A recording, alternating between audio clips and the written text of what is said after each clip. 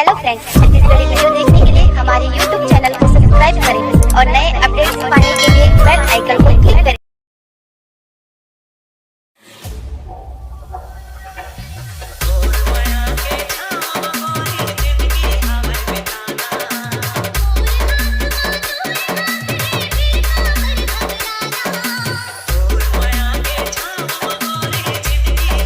Suraj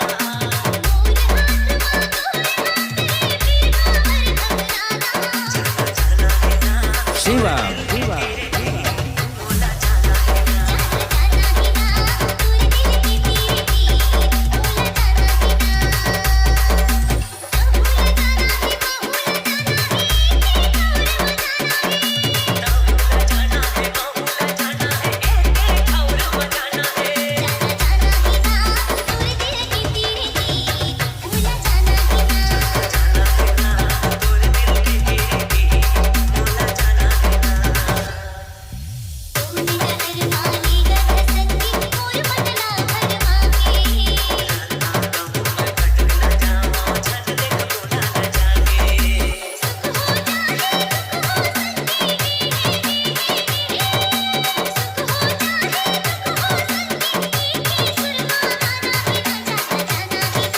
Shiva